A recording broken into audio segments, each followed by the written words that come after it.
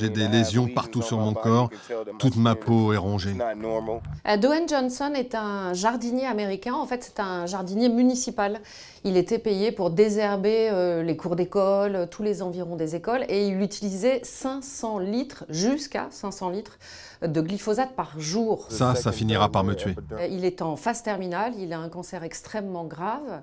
Et il a décidé de poursuivre la firme Monsanto. Et le fait très très marquant, c'est que c'est la première personne au monde à gagner contre Monsanto. Le produit Roundup ou Ranger Pro est-il une cause majeure du préjudice physique de M. Johnson? Réponse oui.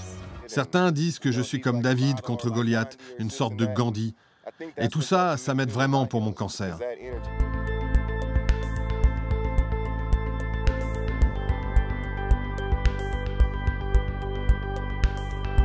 Si Dwayne Johnson a accepté de témoigner en exclusivité dans Envoyé spécial au niveau européen, c'est pas parce qu'il avait envie de parler Envoyé spécial particulièrement, c'est qu'en fait tout le monde lui demande son témoignage. Et lui, ce qui l'intéresse, c'est pas tant son témoignage que ce qu'il appelle les mensonges de Monsanto. Lui, il veut qu'on parle des Monsanto Papers.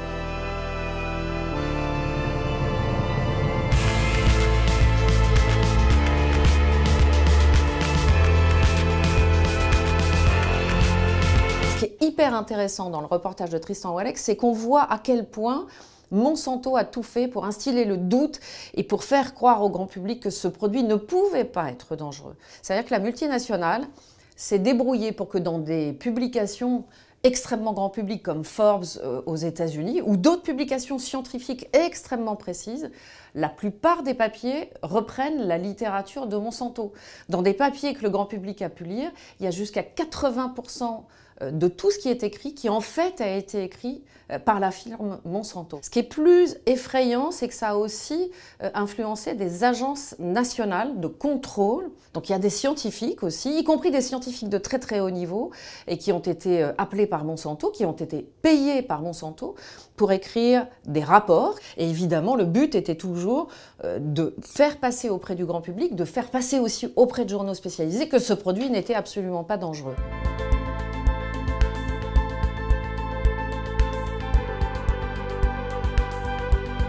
Tous les scientifiques qui ont été payés par Monsanto ou approchés par Monsanto pour que leurs publications apparaissent comme des publications extrêmement sérieuses et qui allaient vraiment affirmer que le glyphosate n'était pas dangereux, ces scientifiques-là ne veulent pas parler. Ça a été extrêmement compliqué.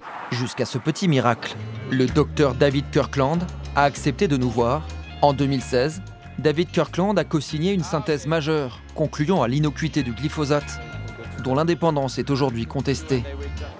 Il n'y a aucun élément contre moi. Et dans le reportage, on le voit. C'est-à-dire qu'on voit à un moment un scientifique extrêmement éminent qui dit que pas du tout, que le rapport qu'il a donné, c'est son rapport, c'est pas le rapport de Monsanto. Et Tristan Walleck lui prouve que non. Mais écoutez, on arrête tout, parce que je ne veux plus parler de ça avec vous.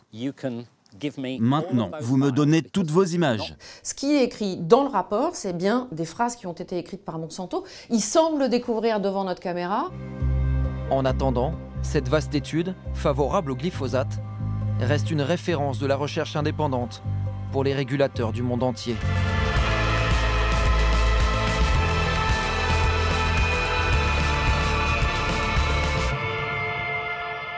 À la naissance de Théo, ses systèmes respiratoires et digestifs communiquaient.